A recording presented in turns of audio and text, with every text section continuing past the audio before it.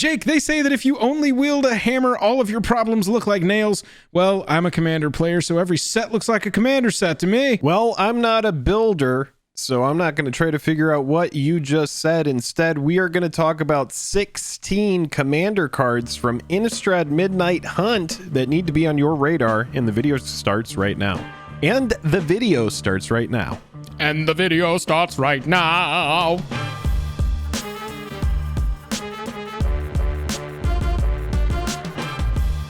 Highest level of gratitude to our patrons who power the channel through Patreon. Check out the Patreon link in the description to learn about monthly giveaways, VIP Discord access, and even our official playmat. Hello and welcome to the day. Thank you for spending your time with us. I'm Jake. I'm Joel. Welcome back to another episode of Jake and Joel Are Magic. We've got some Commander cards from Innistrad Midnight Hunt to go through. But before we do, if you would, consider hitting that like button if you like the video by the end of it. Hit that dislike button if you do not. That's the best way to support the channel. This video is a tribute to the video that we recorded before it where we forgot to record sound. So this video is not going to be nearly as beautiful as the one that we just recorded. Take two, baby. Take two. However, you are going to get our second take, and it is going to be a little bit like our first take. Let's get into the cards. We are thought out on all of our points at this point. Jake, first up, we have got Lear, Disciple of the Drowned. I love this 5-mana wizard. I look at it as an enchantment that is going to get killed easier because it's a creature. Spells can't be countered. That's your spells as well. And each instant and sorcery card in your graveyard has flashback to flashbacks equal to the card's CMC. This card is fantastic. Drop this late and you get to recast all those instants and sorceries that you cast to get you to where you are in the game at that point.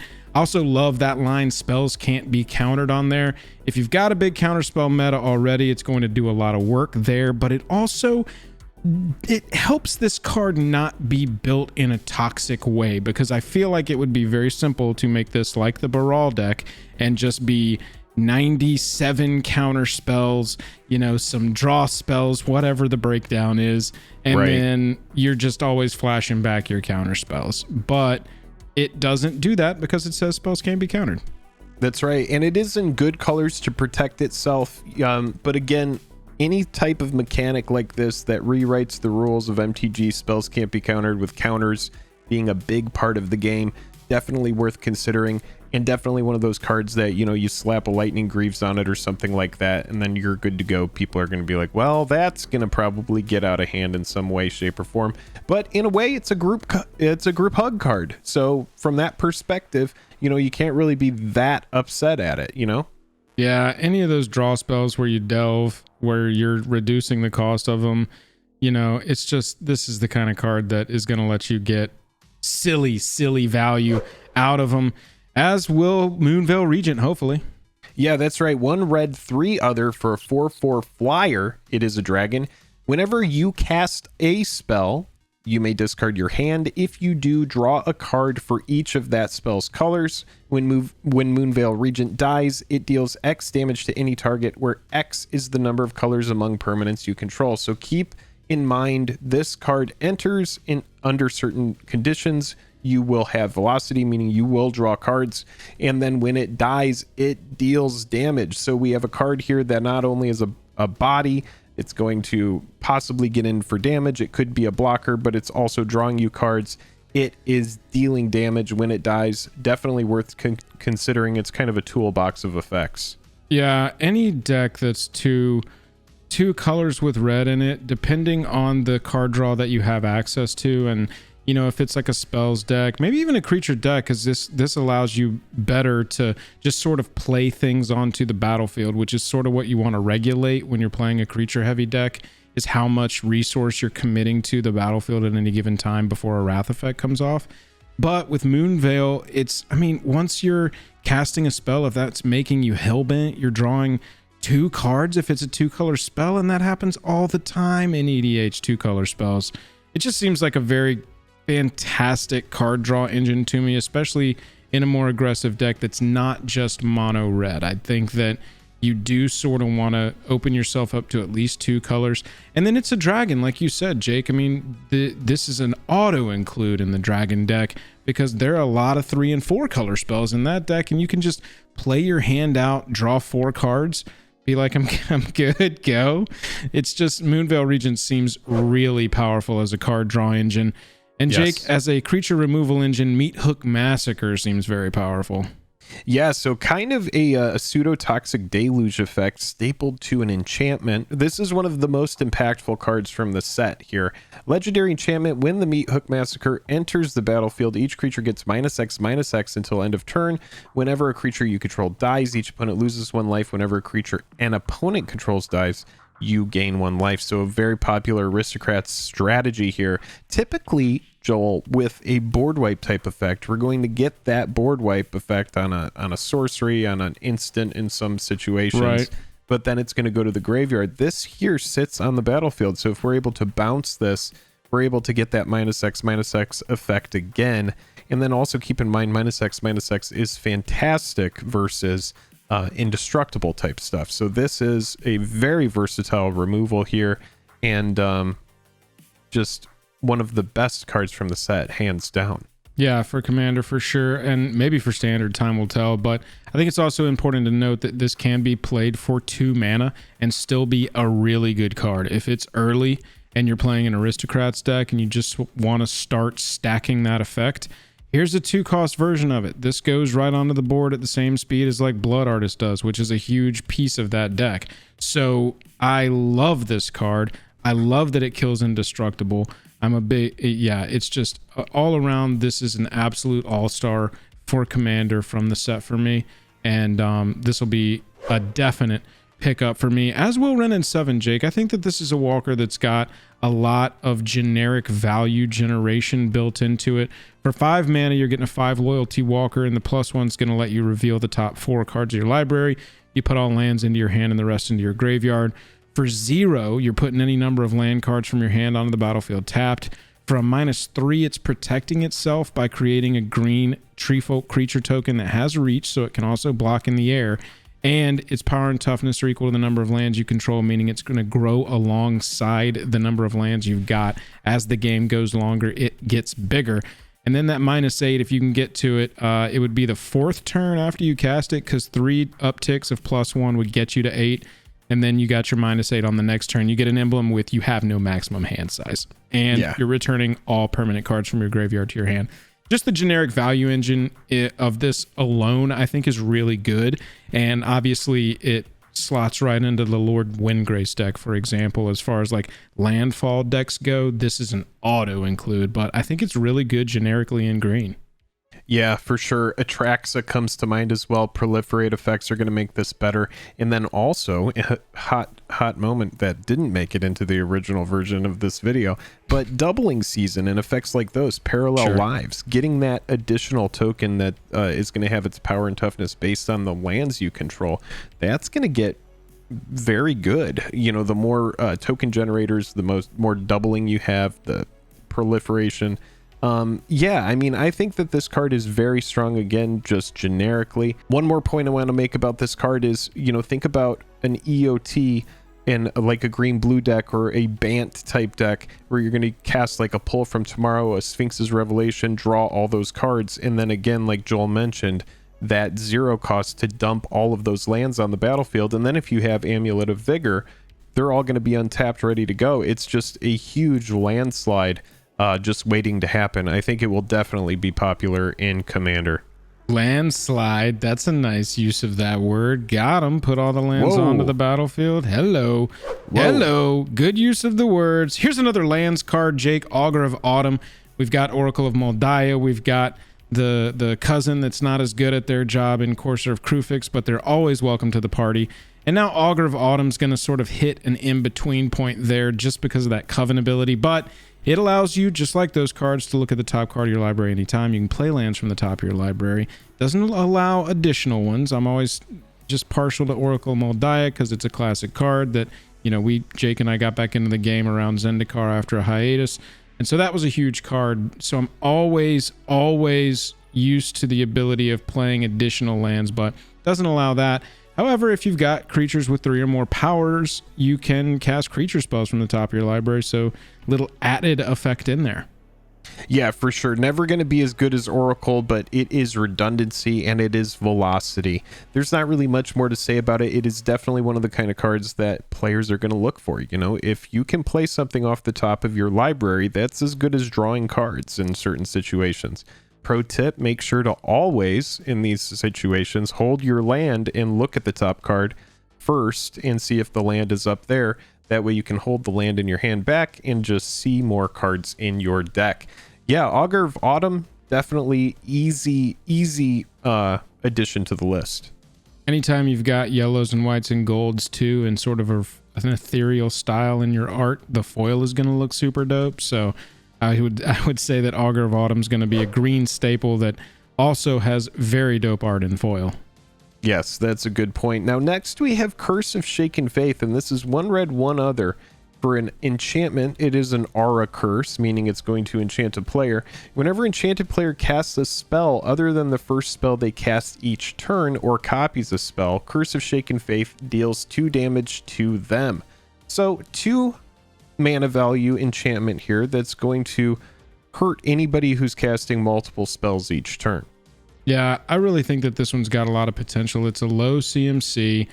Anytime you put this on, you know, the blue player or even the storm player, really any EDH player, I think on average is going to take like 4 to 6 damage from this every turn.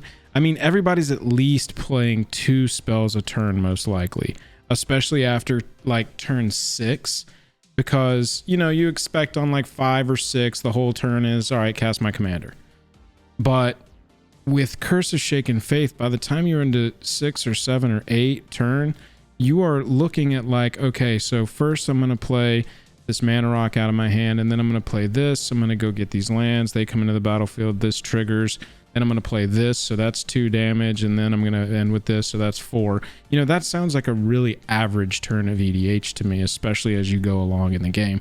This is a card that's going to get the game over, man. It's going to start taxing life for those spell casts. I've played Kambal of Consul of Allocation. I've played Liasa enough to know that these tax effects, especially on their life, they don't seem like a lot at first, and Curse of Shaken Faith is not going to be the enchantment that's targeted with, you know, Return to Nature, but it is going to get them down over time, and they're not really going to feel the death. They're just going to kind of slowly run out of life total.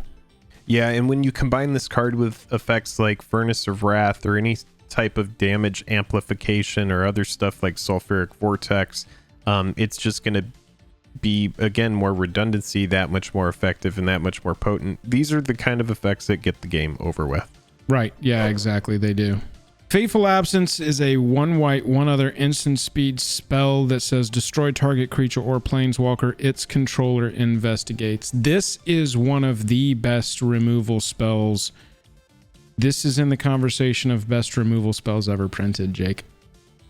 Yeah, definitely not going to be as good as Path to Exile or Swords to Plowshares in Commander, but destroy target creature or planeswalker, I mean, that's good versatility on a 1 white, 1 other, and all the opponent gets is an investigation, and that is a token that they're going to have to pay 2 in order to sacrifice to draw a card.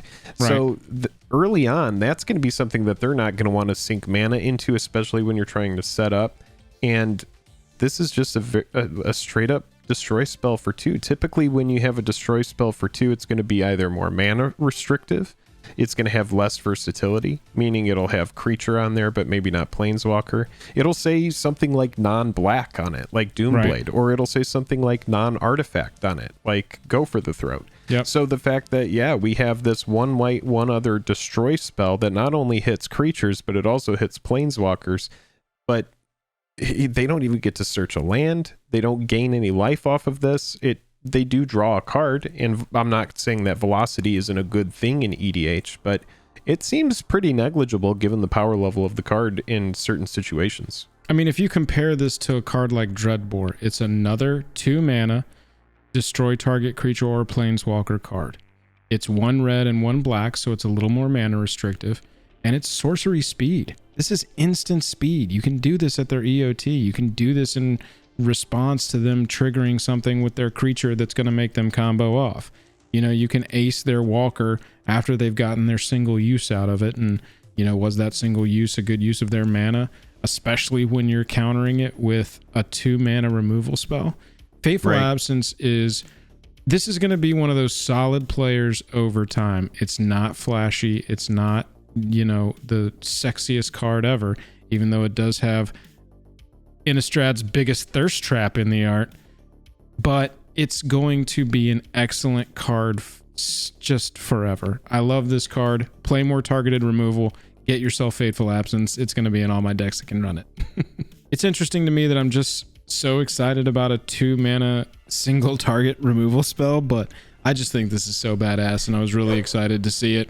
Well, that's something about our channel, is that we value spot removal. I know that some players value, I mean, a lot of players do value it, but some EDH players put less emphasis on spot removal. And 9 times out of 10 in our experience, you're never going to hate having a kill spell for something that's a thorn in the side. Yeah, especially if it's a little versatile and hits 2 things. Jake, I'm as excited about that removal spell as I am about a second version of one of my favorite legendary creatures of the last year, which is Liasa. We got her in Commander Legends. It's become one of my favorite decks. I love this version of her as well. A black, 2 white, and 2 other for a 4/5 flying lifelinker. Whenever another non-token creature you control dies, return that card to its owner's hand at the beginning of the next end step. And if a creature an opponent controls would die, exile it instead. Goodbye. This card is brutal. This card absolutely brutal. This is kicks immediately ass. Get a dark steel plate on this. Get some lightning greaves on this, because this is everything you absolutely need to swing a game. If you were able to protect this and then Wrath of God, you're going to get all of your stuff back. It's just nuts. Exile all of your opponent's stuff.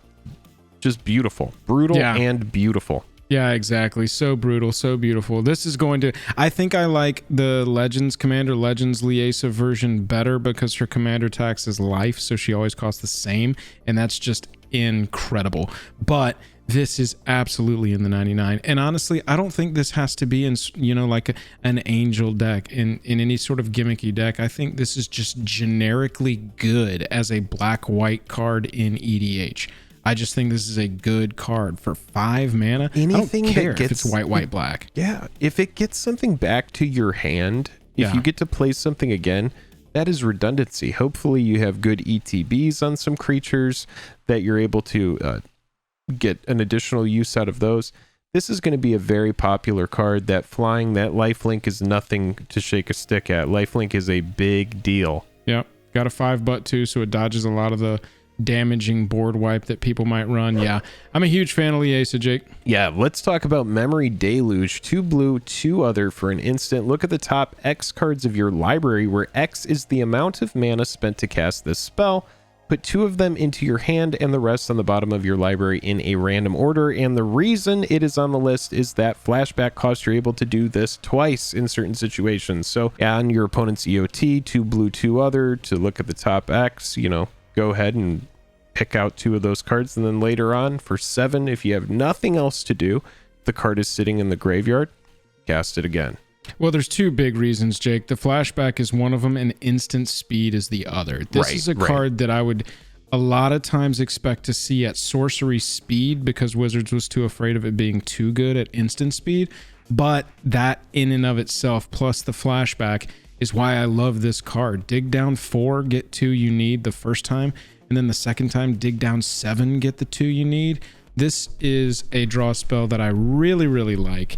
And in a graveyard based deck, or just really any EDH deck, flashback, that's why I love this mechanic. I love it because it is self-contained on the card. It doesn't really need a ton of other synergies for it to be generically good as a baseline. This card is just a good spell because you can cast it twice, right?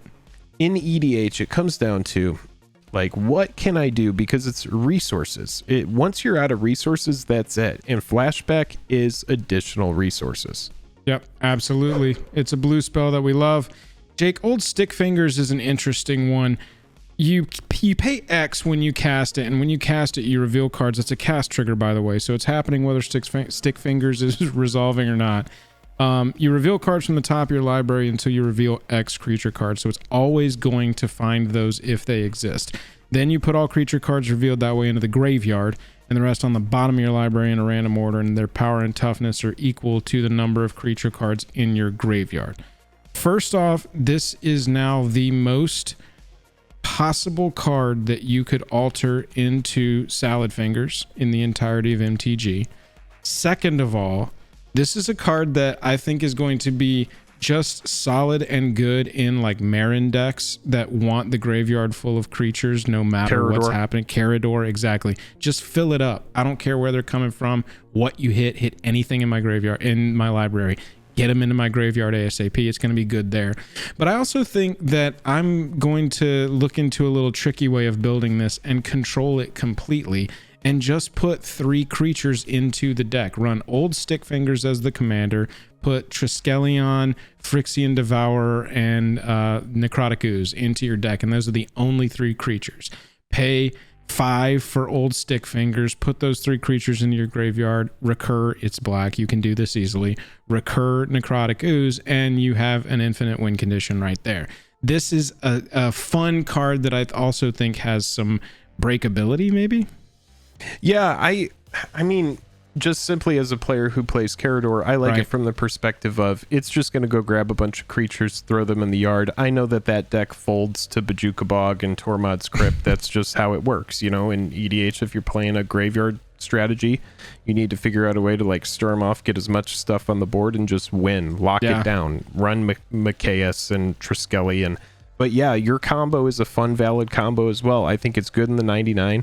I would like to see if you could ever pull off that combo in with Old Stick Fingers, the Necrotic Ooze, Devourer, and Triskelion combo. I'd love to see it.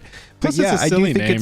I think it's just a good card in the 99 that helps fuel these strategies. That's kind of like where I'm at. It's like, you know, if you do get hit with a crypt, this is a great way to bounce back in a deck like Carador, right? I'm able to be like, okay, you hit me with your Tormod's Crypt. Well, now it's time to just cast a big old Stick Fingers, throw as much stuff in the graveyard as I can, and then see what we can do, you know? The name of this creature makes me giggle every time I hear it. Yeah, and to that end, Jake, it's really excellent for that because it's always going to find creature cards. People run cards that just say when it ETBs, put the top 3 cards of your library into your graveyard, specifically for these strategies, just on the off chance that they hit a creature or 2. Old Stick Fingers finds however many creatures you pay into X. So I do think that this horror, whose power and toughness are a little like that Goyf that was for creatures in all graveyards or something. It's a little like that ability, being XX, looking for creature cards in your graveyard. I think that this one's got some playability. And here's another green card I think has some playability, Jake. Sereth the Viper's Fang. Yeah, 2 green, 2 other. Legendary creature, human warlock, a 3/4 here. Other tapped creatures you control have death touch. Other untapped creatures you control have hexproof. And then for 1 and a tap, untap another target creature or land you control. Obviously, whether you untap that creature or not will affect it if it has hexproof or death touch. But yeah, a card that kind of operates a little bit like a flag bearer here. You're going to want to answer this before you can get any real work done. That's the vibe that I get from this card. And when you have a nice little engine like this for your team that's going to give them some good resilience, you know, you get a asceticism on the board, you protect this as well, or you get lightning greaves on this. Oh man, your opponent's going to be in a tough way. Yeah, all your creatures having death touch really force a lot of difficult decisions for your opponents a lot of time. It's a creature-based deck card for sure. It goes into the 99 of that, but you know, we have a couple of cards, not a ton, that are, you know, that say attacking creatures you control have death touch, creatures you control have death touch. There's not a ton of those, but there's some. So I know that as widely as those are played, Sereth the Viper's Fang is going to be played in attacking decks as well. So I welcome that as an addition to those attacking decks. Sagarta Splendor is a 2 white, 2 other enchantment, and as it enters the battlefield, you note your life total. At the beginning of your upkeep, you draw a card if your life total is greater than or equal to the last noted life total for Sagarta Splendor, then note your life total. Whenever you cast a white spell, you gain 1 life. This looks like fantastic card advantage in a deck that does not have access to card draw. This is like, put this in your mono white deck, put this in your Boros deck. Like I would try and find a spot for this maybe in, well, you're probably running SRAM, right? Or like Wylith, so you're drawing cards anyway, but I would probably try and find a spot for this definitely in a white deck or a Boros deck, just because of the card advantage it's going to allow. For sure. In any life gain type strategy. Automatically. Excuse me. Yes, like an Aloro or anything like that is going to want this. It's, again, card advantage in colors that, you know, white typically struggles at this, and especially in a life gain type situation, you're having to pick certain types of cards that are going to synergize with what you're trying to do.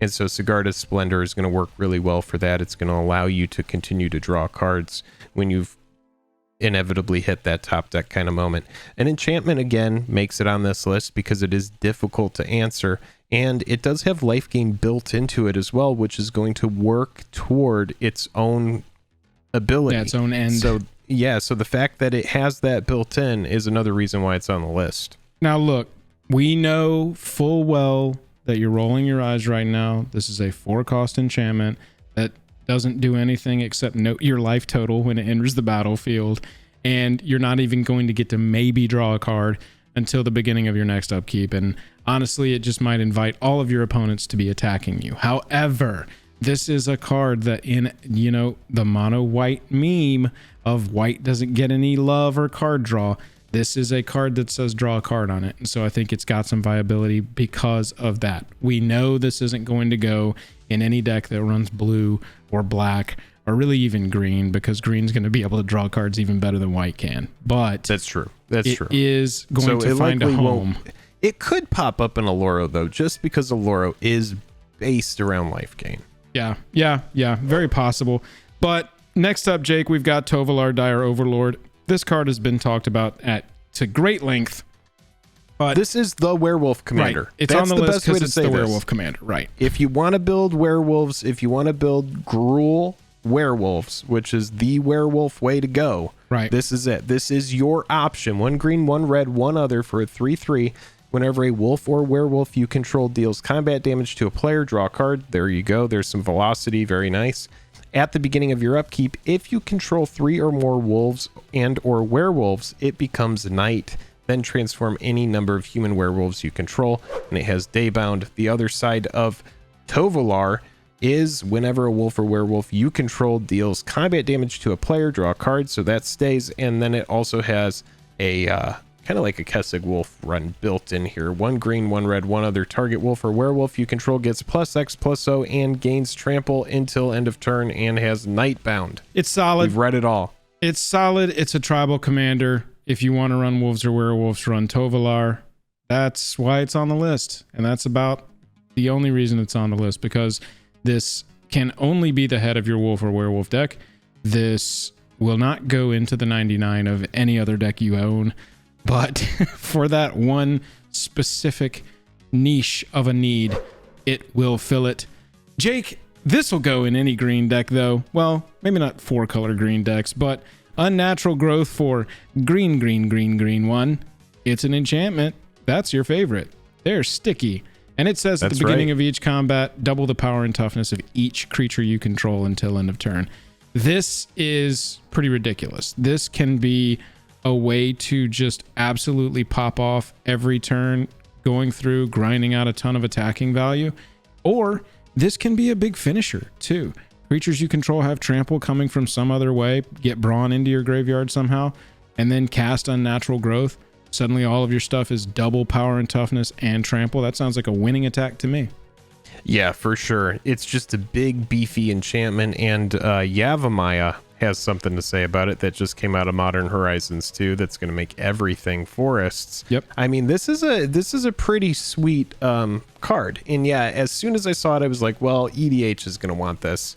It's just going to make your big stuff bigger. I mean, if you're in red green, that's probably where it's going to thrive the most, because it is kind of mana restrictive unless you're running a bunch of stuff like mana fixing. And at least it's mana restrictive to green. It's the easiest color to fix your mana in, so that's not going to be too much of a struggle. And Jake, this is reminiscent of a card like Fiery Emancipation to me, that big, big dumb enchantment that they print into the set that is very clearly going to be an EDH card. You know, this is just that kind of value that a lot of different types of EDH players are going to love, doubling the power and toughness of all their creatures at the beginning of combat. That's pretty cool. Yeah, it's one of those cards where typically people would be like, oh, it's a 5-mana investment, but it could, in certain situations, be enough to win the game, just simply by playing it. Next up, we got Vanquish the Horde, 2 white, 6 other for a sorcery. This spell costs 1 less to cast for each creature on the battlefield. Destroy all creatures. So typically in EDH, a pod of players starts off with 4 players, so everybody's playing creatures. This is going to be a Wrath of God type effect that is most likely going to be played for 2 white. It's insane to me that in this set, white got a what I think is going to be staple single target removal spell, and also got what I think is going to be a staple board wipe. Vanquish the Horde is insane to me. There is no way that this is going to ever cost 8 to cast, because why would you cast it if there's no creatures on the battlefield? Right. If there's just, it's going to cost 2 mana to cast so often. You're going to be able to destroy all creatures for 2 mana so often. I mean, and if you can't, it's just going to sit in your hand and be ready to go for when the board fills back up. So it's not going to be like a big negative thing. I could see in like a standard constructed deck, it might be a sideboard card depending on the volume of aggro you're dealing with, right? Everyone runs Blasphemous Act, and there are so often that spell costs like 1, 2, 3, and that's it. And you got to reduce that one significantly based on creatures on the battlefield. So I like about this that more often than not, I think you're going to get to cast it for 2. And 2 mana leaves you open to rebuild a board presence, so you're not just board wipe passing, which in EDH is normally not a good strategy. Just to board wipe pass and let everyone else start rebuilding before you. You really only want to do that when it's like dire straits. So with Vanquish the Horde only costing 2 mana, you're able to start a board presence right back up immediately, because you only had to commit 2 mana to performing the act of vanquishing the Horde. That's a good point. That's a good point. Yeah, I'm a big fan of that one. Just like I'm a big fan of this one, Jake. We pined over a single target removal spell, and we're ending our list here with an uncommon single target removal spell. Just destroy target creature, you lose 2 life for a black and 1. For all of the reasons that we talked about, the mono white removal spell being fantastic, Infernal Grasp is the same thing to me. Instant speed, comparable. The only downside is the lose 2 life in EDH. That's nothing. And there's no restriction on it, like Doomblade, like you said. Yeah, like Doomblade, like Go for the Throat. It's just straight up destroy target creature at the simple cost of 2 life. I imagine it's going to be a really great sideboard card, but in Commander, just straight up targeted removal.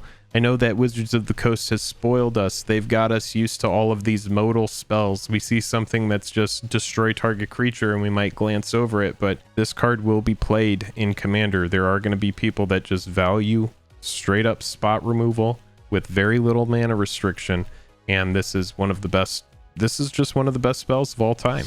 Well, that's our 16. Those are the Commander cards that I would grab if you missed this set. If you were like, man, Midnight Hunt, it came and went. It's not even out as of the filming of this video right now, but yeah, hopefully it's on your radar now. Hit that subscribe button if you've made it this far. We would really appreciate that. Jake, other than that, I'm tapped out. Until next time, we will see you on the flippity.